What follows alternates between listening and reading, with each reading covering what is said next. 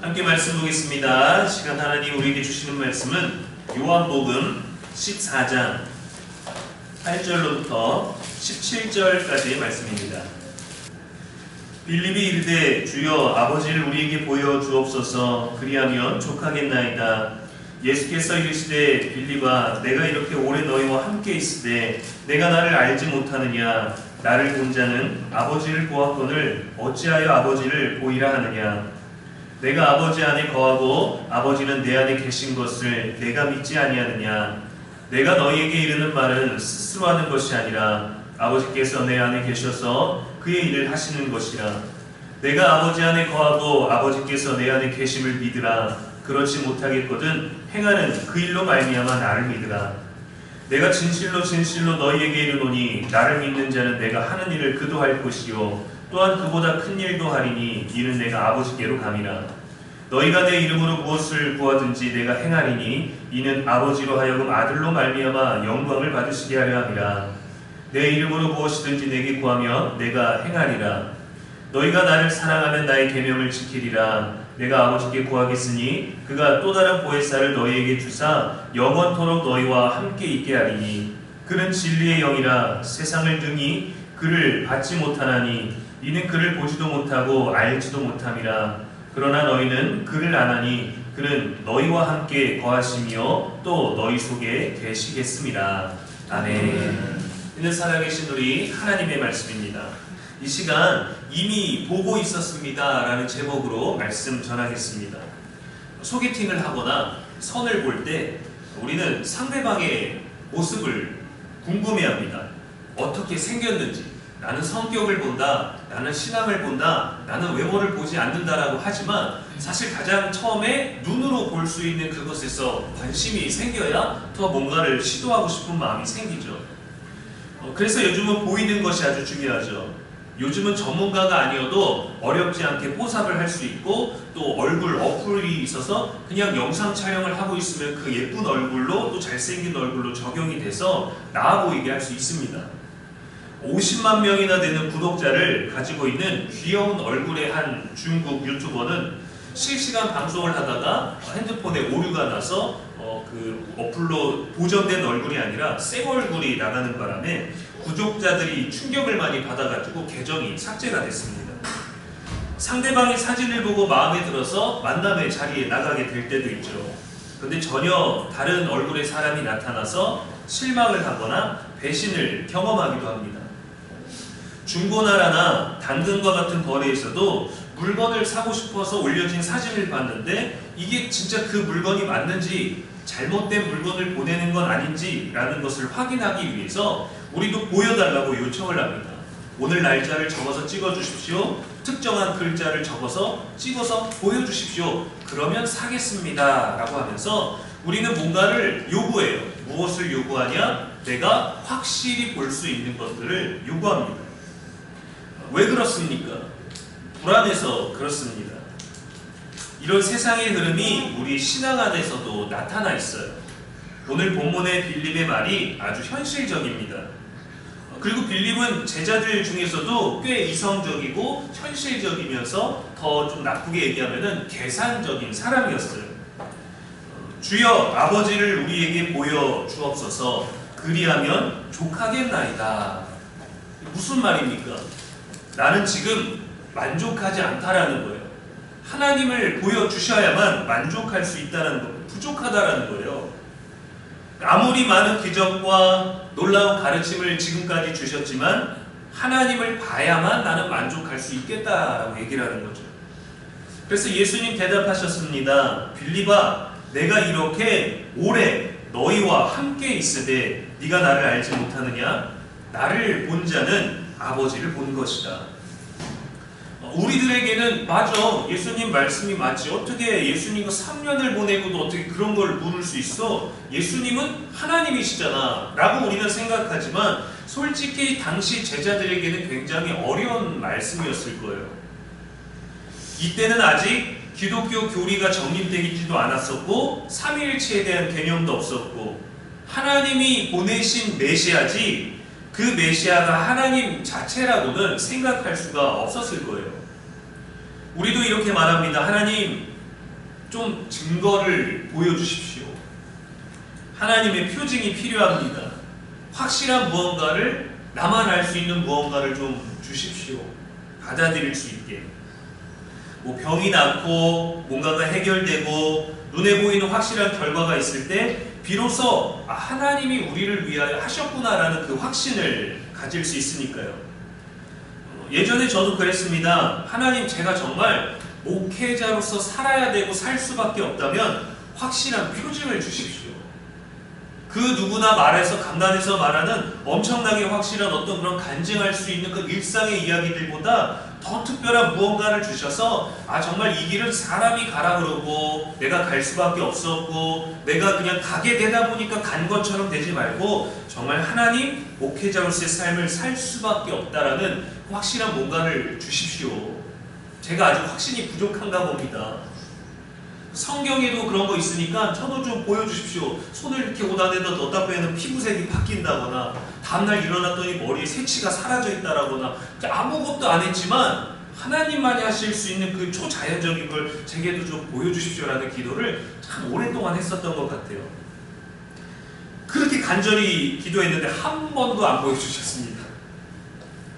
성경에도 하나님의 뜻을 확실하게 받아들이기 위한 요청들이 있었어요. 사사기 6장에 보면 사사 기드온이 이스라엘을 미디안의 손에서 구하셨을 때 양털 뭉치를 두고 하나님을 시험했죠.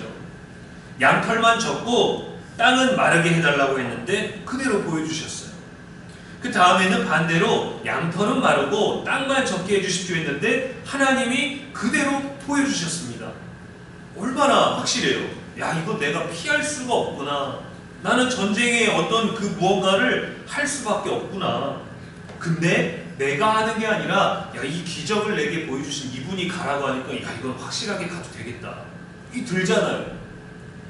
열왕기하 20장에 보면은 히스기야가 병들었을 때 병이 나을 거라는 예언을 이사야 선지자를 통해서 주었습니다.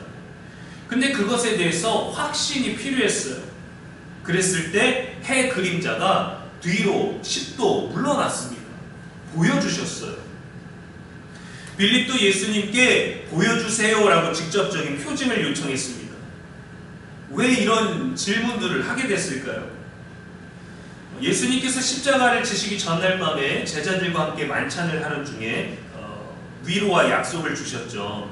14장 1절에 보면 너희는 마음에 근심하지 말라 하나님을 믿으니 또 나를 믿으라 하셨고 내가 너희를 위하여 거처를 예비하러 간다라고 하셨어요.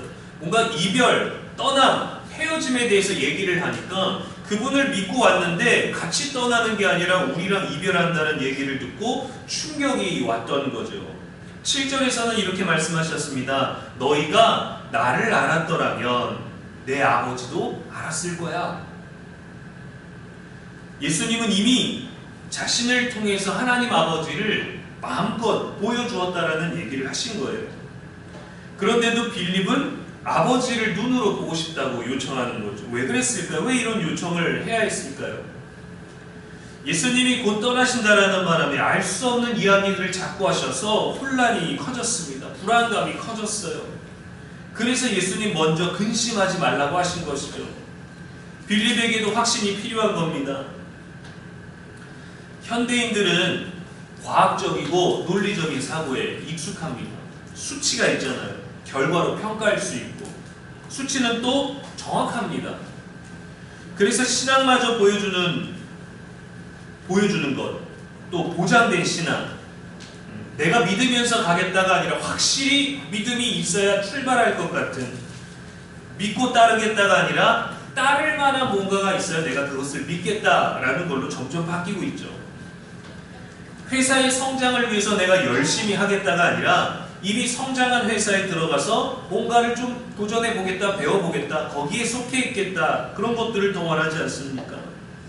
내 가치를 스스로 증명해서 높은 연봉을 받겠다라는 것보다 내 가치를 평균 이상의 연봉으로 책정해주고 인정해주면 내가 가겠다라고 하지 않습니까? 왜 그렇습니까? 단지 욕심 많고 이기적이기만 해서 그런 거일까요? 아닙니다. 불안해서 그런 거예요. 열심히 해도 안 될 것 같은, 열심히 해도 안 되고 있는 그런 불안한 현실을 살고 있지 않습니까? 나를 책임져 줄 수 있는, 나를 이끌어 줄 수 있는 내 노력과 내 열심과 내 미래가 헛되지 않을 수 있는 확신이 필요한 거예요. 그러니까 먼저 도전하는 그런 낭만이 아니라 뭔가 실패하지 않을 수 있는 것이 갖춰진 다음에 도전을 하는 걸로 순서가 바뀌어버렸죠. 그런데 빌립은 어떻습니까? 우리는 어떻습니까? 우리는 오늘 이 자리에 처음 나와서 예배를 처음 드려보나요? 성시교독과 찬양과 죄의 고백과 이 모든 것들 우리들에게 너무도 낯설고 오늘 처음 이 시간 새롭게 고백하는 겁니까? 빌립도 예수님과 3년의 시간을 보내면서 많은 기적을 경험했고 우리도 얼마나 많은 신앙의 연수가 쌓여 있나요? 그래서 우리가 이 자리에 있지 않습니까? 여러분, 우리가 물이 포도주로 변하는 것을 믿고 그걸 어디선가 보고 교회를 왔습니까? 죽은 나사로가 걷는 걸 소문으로 듣고 우리가 여기에서 믿었나요? 다윗이 골리앗을 이기는 그 싸움의 현장에서 그 한 방을 지켜보고 확신을 얻고 우리가 믿었습니까? 홍해가 달라지는 어떤 사진과 그들의 이야기를 듣고 우리가 믿었나요? 모세의 지팡이가 뱀으로 변하는 것을 확실하게 보고 사역사가 그게 진짜 독뱀이라는 것을 보고도 우리가 믿었습니까? 사실 다 믿을 수 없는 이야기들밖에 없잖아요. 문화와 예술이라는 이 영역에서 성경의 이야기, 성경의 상징들을 영화화하고 적용하고 또 해석하는 많은 장면들을 우리가 보지 않았습니까? 근데 그것들을 봄으로 인해서 우리들의 믿음이 성장했나요?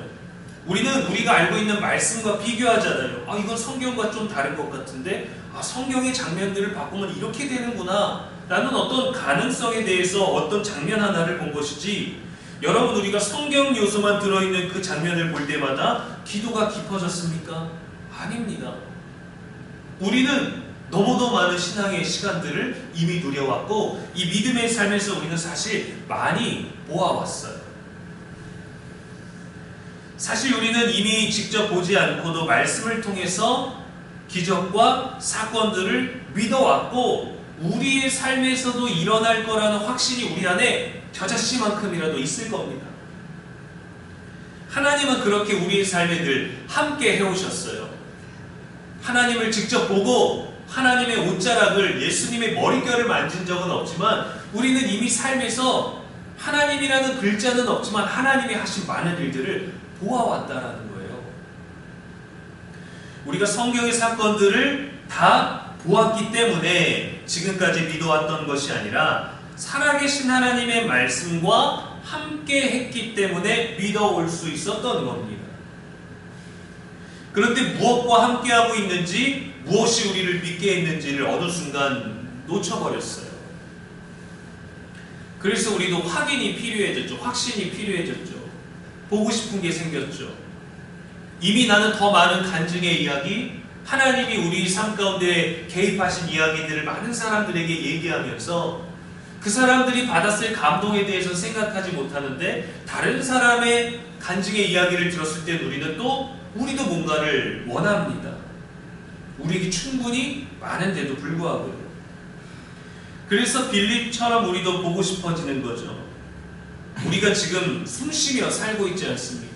건강은 나약해졌을지라도 우리가 숨을 쉬고 있잖아요. 심장이 뛰고 있다라는 거 아닙니까? 근데 자신이 정말 살아있는지 확인하려고 심장을 꺼내서 직접 보겠다라는 사람은 없어요. 왜냐하면 살아있기 때문에 숨쉬고 있고 숨쉬고 있기 때문에 심장이 뛰고 있다라는 것을 알기 때문에 그것만으로도 충분한 증거가 되는 겁니다. 그런데 예수님은 성령을 말씀하셨어요. 16절에 내가 아버지께 구하겠으니 그가 또 다른 보혜사를 너희에게 주사 영원토록 너희와 함께 있게 하겠다 하셨습니다. 다른 보혜사란 성령을 얘기하는 거죠. 예수님처럼 우리를 도우시며 우리와 함께 하시는 성령 하나님. 하나님을 보고 싶다는데 아버지를 보여주십시오 했는데 이미 예수님을 통해 보여주셨고 예수님께 증명을 좀 해주십시오 하니까 성령을 구하겠다라고 합니다. 삼위일체가 함께하는 것도 말씀하시는 동시에 너희에게 성령이 임할 거다라고 하는 거예요. 예수님 승천 후에 오순절 성령 강림 때 성령 세례가 성도들에게 임했습니다. 그래서 믿는 자마다 그 거룩한 성령이 우리 안에 내주하시는 거예요. 성령은 어떤 감정이나 열정, 특수한 에너지가 아닙니다. 그는 진리의 영이고 세상은 그를 받지도 못하고 보지도 못하나 너희는 그를 아나니 그는 너희와 함께 거하시며 또 너희 속에 계시겠음이라 하고 성령에 대해서 말씀해 주셨어요. 진리의 영인데 믿음이 없는 세상은 그것을 받지도 못하고 보지도 못하는데 우리는 그를 알고 그는 우리와 함께 계시고 그는 우리 안에 계시다라고 예수님께서 말씀해 주셨습니다. 우리가 교회 예식을 통해서 교회 공동체가 되지 않습니까? 또 그리스도를 믿는 고백으로 물 세례를 받습니다. 실제로 예식에서 물을 뿌리거나 물 속에 들어가는 그 예식을 받아요. 근데 이 물 세례를 받아야 기독교 공동체가 되고 성만찬에 참여할 수 있고 교회 예식에 참여할 수 있는 그러한 공동체의 일원이 되는 것인데 이 세례 말고 받아야 되는 세례가 또 있습니다. 그게 바로 성령 세례예요. 성령 세례. 일반적으로 교회 교리 안에서는 신앙 고백이 먼저 있고 내가 예수님 믿겠습니다 라고 한 다음에 물 세례를 받고 그 다음에 성령 세례를 받는 게 일반적인 순서예요. 그런데 사도행전 10장에 보면은 이방인 선교가 시작되는데 그때 누구 이야기가 나오냐? 이방인 로마 백부장인 고넬료가 나옵니다. 베드로와 고넬료가 떨어져 있었는데 각자에게 성령이 임하여서 메시지를 준 거예요. 그는 이미 성령 세례를 받았습니다. 성령 세례가 먼저 임하고 너는 베드로를 청하라. 베드로에게는 고넬료에게 가라 해서 그 두 사람이 각자 환상을 보고 각자 성령을 받고 각자 꿈을 꾸고 그리고 나서 만났을 때 말씀을 전하고 하나님을 믿고 그 다음에 세례를 받습니다. 순서가 바뀌었죠. 순서는 중요하지 않습니다. 중요한 건 뭐냐면 물 세례와 성령 세례를 두 개 다 받아야 되는 거예요. 예수님은 분명히 성도들에게는 임할 거라고 하셨거든요. 그래서 마가의 그 다락방에 120명의 성도들이 모였을 때 불에 혀가 갈라진 같이 각 사람에게 임하여서 온 나라의 방언으로 얘기하는데 거기 있던 수많은 사람들이 그것을 보고 어떤 사람은 술 취하였다 말하기도 하고 어떤 사람은 이게 대체 어떤 이 기이한 일이냐 했는데 그게 바로 성령이에요. 성령은 이미 우리 안에 계십니다. 다만 우리가 자주 잊고 인식하지 못할 뿐이죠. 놀랍게도 그 성령은 기억나게 하시고 깨닫게 하시고 회개하게 하시고 사랑하게 하시고 견디게 하시고 말씀대로 살아내는 능력이에요. 우리의 이 의지 가운데 성령께서 선한 일들은 더 용기를 주시기도 하고 잘못된 일에 대해서는 죄에 대해서는 불편한 마음을 주십니다. 그래서 성령은 열매로 알 수 있어요. 믿음의 흔적. 예수님께서도 제자들에게 성령을 통해 더 큰 일을 하리라 약속해 주셨습니다. 더 큰 일을 할 수 있다고 약속을 주셨는데 성령은 우리 안에 있다고 하시는데 왜 우리는 점점 우리들의 삶은 우리들의 신앙은 무기력해지는 걸 느끼게 될까요? 그것은 성령의 충만함을 사모하기보다 너무도 현실적인 질문, 너무도 현실적인 근심 속에서 내 감정과 내 상식과 내 기준이 앞설 때가 더 많기 때문입니다. 우리가 마주하는 현실 때문에 성령을 요청하는데 사실은 성령으로 먼저 나아갈 수 있는 신앙이 있어야 되는 거예요.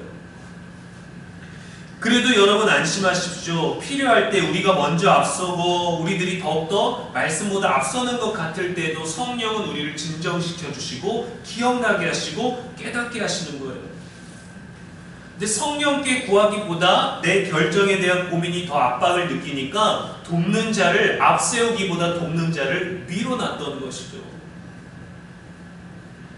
곁에서 돕는 분이신데 우리가 듣지 않으면 침묵하시지만 그래도 우리 안에 계시기 때문에 기다리시는 분이십니다.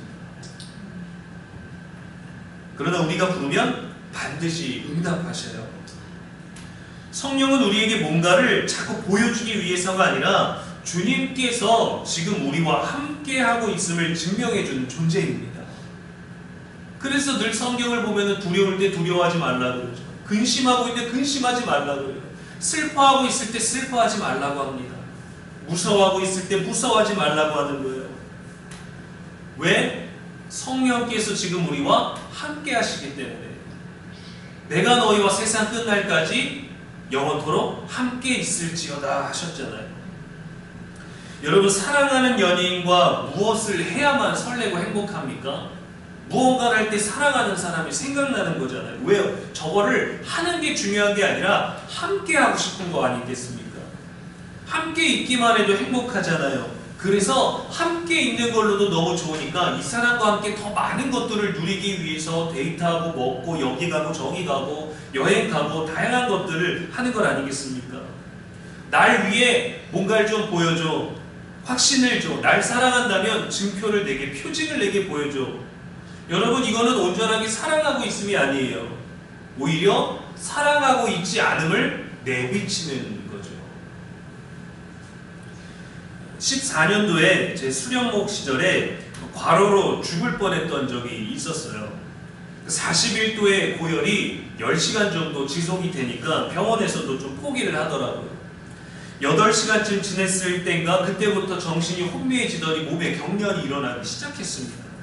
그리고 갑자기 세상이 딱 꺼졌어요. 고통도 괴로움도 10시간 동안 있었던 그런 막 오한들 전부 아무것도 느껴지지 않고 암흑이 가득했습니다. 이때쯤 되면 저쪽에서 저승사자가 오라고 손짓을 해야 되는데 제가 느끼는 느낌은 뭐였냐면 저승사자랑 거의 팔짱 꼈을 것 같은 그 순간까지 간 거예요. 아, 이게 죽음이구나. 야, 내 인생 아무것도 아니구나. 그렇게 행복했고 그렇게 힘들었고 그렇게 뭐 고된 것 같으면서도 너무 감사한 인생이었는데도 아무것도 아니구나 하고 정말 죽음을 직접적으로 체감을 했어요. 그리고 그 순간에 기도를 했습니다. 5분만 달라고. 가족에게 고맙다고, 부모님께 죄송하다고, 내가 먼저 가서 죄송하다고 그 인사만 하게 해달라고 정말 5분만 달라고 그렇게 기도를 했어요. 그런데 계속 짙은 암흑과 침묵만 가득했습니다. 아무 감정도 느껴지지도 않고 이 죽음이라는 게 다가오고 있어서 이제는 끝나는구나, 이렇게 진짜 아무것도 못하고 이대로 떠나버리는 거라는 걸 확신했을 때 또 물었습니다. 제가 정말 주의 종으로서 살았다면, 주의 종이었다면 잘했다, 뭐 수고했다라는 걸 뭔가 좀 보여주십시오. 내 죄들을 전하지 말고 마지막 순간이니까 뭘 좀 보여주십시오. 수고했다고 뭔가를 좀, 아니면 돌아가라고 확신을 좀 주십시오. 저도 그 순간에 보여달라고 그랬어요. 아무것도 할 수 없고 느껴지지 않았던 그 순간에도 빌립처럼 보여주십시오라고 했어요. 아무 대답이 없었습니다. 서운하거나 슬프거나 아쉽거나 무섭거나 감사하거나 기쁘거나 뿌듯하거나 하는 인간의 그 어떤 감정도, 그 어둠 속에서 그 어떤 냉기도, 그 어떤 온기도 아무것도 느껴지지가 않았어요.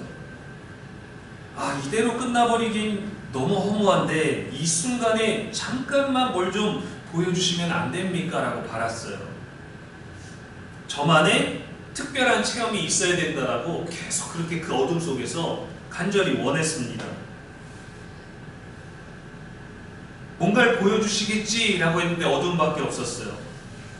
끝나는 것도 아니고 돌아가는 것도 아니고 아무것도 못 느껴지는 그냥 정적인 그 상태에서 가만히 있다가 뭔가가 느낄 것 같은 그때 깼어요.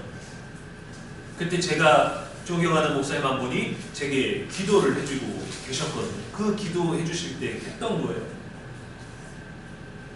정말 여러분 엄청난 경험 아닙니까?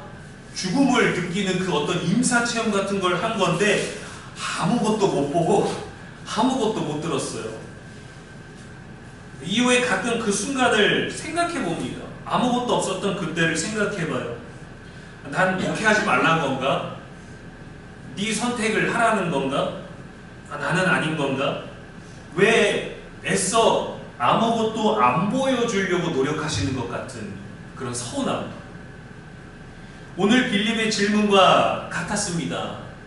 예수님도 성령도 여러분과 또 저와 계속 함께 왔었고, 그렇게 계속 함께 하심으로 말미암아 그 길을 가게 하시고 그 길을 걸어왔는데 왜 자꾸 뭘 보여달라고 했을까요?